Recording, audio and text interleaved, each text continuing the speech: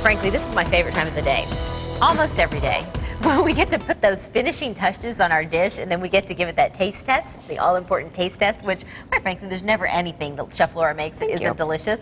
So we want to let you know, we will have these recipes on our website, just in case you're just tuning in at this point in our show.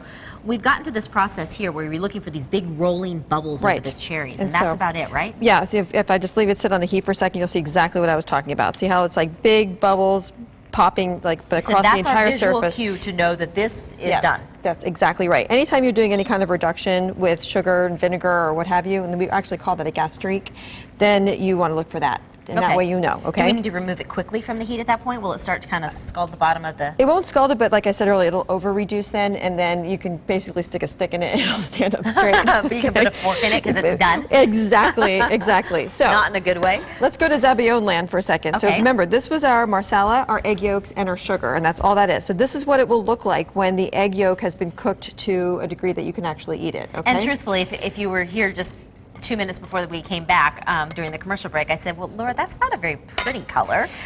And I said, don't worry, because we're going to take this yummy concoction of cream and milk, cream and white chocolate. We're going to add that in. And that's going to just soften that a little bit. Just change it right up, yep. And now if I'd made this with just chocolate, of course, it would turn it a chocolate color. So go ahead and whisk that together. I don't know why I doubt it. I'm going to give the spoon to Andy to lick, because she's waiting so patiently right there. Andy has just not kept her fingers out of your dish this entire hour. Okay, so sauce number 1 is done. Sauce number 2 is done. You can see that lightens it up. Yeah, it makes it a lot prettier.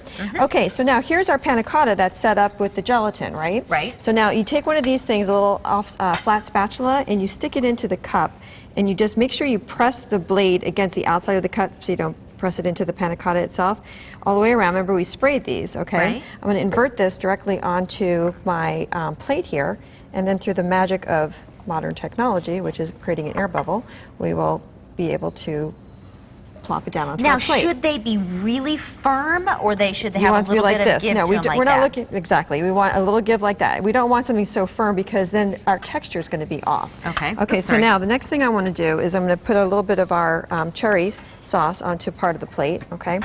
So remember, this is a little bit warm too, which is not a bad thing. Now, if we're talking about like multi-purpose sauces, where else could we use this sauce outside of this particular recipe? You could put this onto pork if you want to. Really? Yeah. I'm going to have you taste this, because I think you'll really, really dig on it. So don't just think of it as a dessert item, because you can definitely, now this obviously is, unless you're Andy, in which case she'll probably eat this as part of the main course. Exactly. You tell me I can eat it, I'm eating it. And then we're going to add a little bit of our... yeah, I'm all over that on pork. See? Oh, yeah. And also some meatier fishes as well. So we can do just a little bit of our white chocolate Zabaglione then. We'll grab a little bit of our mint. All we right, can get some garnish action this going. Mama Jama up. Yep, right and there. And show everybody that this is exactly what you can make at home. We've got these recipes, as I mentioned at the onset of this segment, on our website, sonoranliving.com. And as always, you can check out Celebrated Cuisine on Facebook for we try other it now? recipes and information. Yes, like us, We'll like meet us. you back here tomorrow. Make it a great day, and we'll see you at 11. Go for it. Good stuff, huh? And then I use the cherry. I think I got my hair into the sauce.